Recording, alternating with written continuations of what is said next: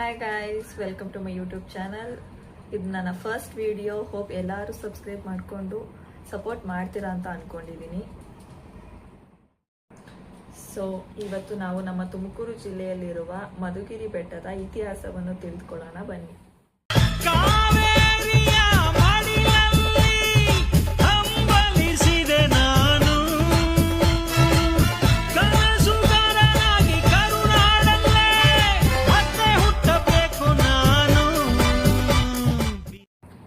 ಈ ಬೆಟ್ಟ ಏಷ್ಯಾ ಖಂಡದಲ್ಲೇ ಅತಿ ದೊಡ್ಡ ಏಕಶಿಲಾ ಬೆಟ್ಟ.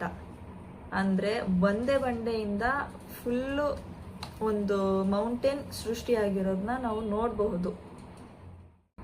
ಈ ಬೆಟ್ಟ 3930 ಅಡಿ ಎತ್ತರ ಇದೆ. ಒಂದ್ಸತಿ ನೀವು ಇಮ್ಯಾಜಿನ್ ಮಾಡ್ಕೊಳ್ಳಿ ಎಷ್ಟು ಹೈಟ್ ಇರ್ಬೋದು ಅಂತ, ಎಷ್ಟು ಹೈಟ್ ಆಗ್ಬೋದು ಅಂತ. ಹಾಗೆ 17th ಸೆಂಚುರಿಯಲ್ಲಿ ಹಿರೇಗೌಡ ಎಂಬ ಪಾಳೆಗಾರ ಇಲ್ಲಿ ಆಳ್ವಿಕೆ ಮಾಡೋ ಟೈಮಲ್ಲಿ ಕೋಟೆಗಳನ್ನೆಲ್ಲ ಕಟ್ಟಿಸಿದ್ರು.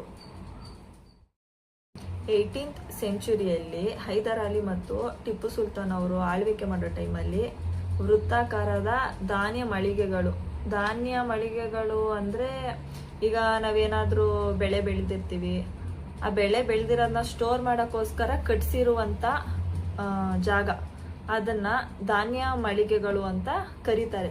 ಮತ್ತೆ ಅದ್ರ ಜೊತೆಗೆ ಈಗ ಎನಿಮಿಗಳು ಅಟ್ಯಾಕ್ ಮಾಡಕ್ ಬರುವಾಗ ಯುದ್ಧ ಮಾಡೋ ಸಮಯದಲ್ಲಿ ಆ ಶೀಲ್ಡ್ಗೋಸ್ಕರ, ಆ ಒಂದು ಪ್ರೊಟೆಕ್ಟ್ಗೋಸ್ಕರ ಗೋಪುರಗಳನ್ನು ಕೂಡ ಹೈದರ್ ಅಲಿ ಮತ್ತು ಟಿಪ್ಪು ಸುಲ್ತಾನ್ ಅವರೇ ಕಟ್ಸಿರ್ತಾರೆ.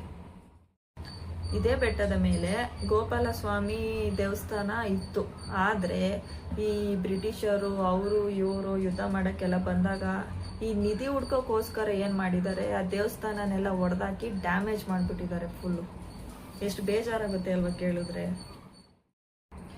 ಈ ಬೆಟ್ಟಕ್ಕೆ ಮಧುಗಿರಿ ಅಂತ ಯಾಕೆ ಹೆಸರು ಬಂತು?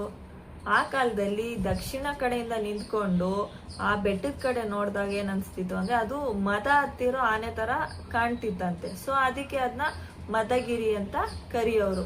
ಆಮೇಲೆ ಆ ಬೆಟ್ಟದ ಸುತ್ತಲೂ ಜೇನ್ನೊಣಗಳು ಗೂಡ್ ಕಟ್ಕೊಂಡು ವಾಸವಾಗಿರೋದನ್ನ ಅಬ್ಸರ್ವ್ ಮಾಡ್ಬಿಟ್ಟು ಮಧು ಅಂದ್ರೆ ಜೇನುತುಪ್ಪ, ಅದಕ್ಕೋಸ್ಕರ ಮಧುಗಿರಿ ಅಂತ ಹೆಸರು ಬಂತು.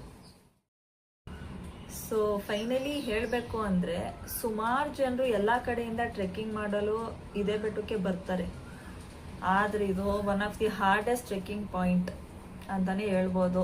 ಯಾಕಂದ್ರೆ ನೀವು ಬೆಟ್ಟನ ಹತ್ತುತ್ತಾ ನಾವು ನೋಡ್ಬೋದು, ಅವಾಗ ಮುಂದೆ ಅದೇ ಡೆಸ್ಟಿನೇಷನ್ ಪಾಯಿಂಟ್ ಅಂತ ಅನ್ಸುತ್ತೆ, ಅಂದ್ರೆ top of the mountain view ಅಂತ ಅನ್ಸುತ್ತೆ. ಬಟ್ ಅದಾಗಿರಲಿಲ್ಲ. ನೆಕ್ಸ್ಟ್ ಹೋಗ್ತಾ ಇನ್ನ ಹತ್ತುತ್ತಲೇ ಹೋಗ್ಬೇಕು. ಆಮೇಲೆ ಫೈನಲ್ ಡೆಸ್ಟಿನೇಷನ್ನ ರೀಚ್ ಆದ್ಮೇಲೆ ಆ ವ್ಯೂ, ನೇಚರ್ ಏನ್ ನೋಡ್ತಿರೋ ಪೀಸ್ ನಿಮ್ ಸೋಲ್ಗೆ ಅನ್ಸ್ಬಿಡುತ್ತೆ. ಅಷ್ಟು ರಿಲ್ಯಾಕ್ಸಿಂಗ್ ಆಗಿ ತುಂಬಾ ಬ್ಯೂಟಿಫುಲ್ ಆಗಿ ನಾವು ಆ ಒಂದು ವ್ಯೂನ ನೋಡ್ಬೋದು. ಇಷ್ಟು ಹೇಳ್ತಾ ಈ ವಿಡಿಯೋನ ನಾನು ಇಲ್ಲಿಗೆ ಎಂಡ್ ಮಾಡ್ತಾ ಇದ್ದೀನಿ. ಇನ್ನ ಹೆಚ್ಚಿನ ಮಾಹಿತಿ, ಡೀಟೇಲ್ಸ್ ಈ ಬೆಟ್ಟದ ಬಗ್ಗೆ ತಿಳ್ಕೊಬೇಕು ಅಂತ ಇದ್ರೆ ಪಾರ್ಟ್ 2 ಅಂತ ಕಮೆಂಟ್ ಮಾಡಿ. ಮತ್ತೆ ಸಿಗೋಣ. ಹಾಗೆ ನನ್ನ ಚಾನಲ್ನ ಸಬ್ಸ್ಕ್ರೈಬ್ ಮಾಡೋದನ್ನ ಮರಿಬೇಡಿ. ಪ್ಲೀಸ್ ಸಪೋರ್ಟ್ ಮಾಡಿ.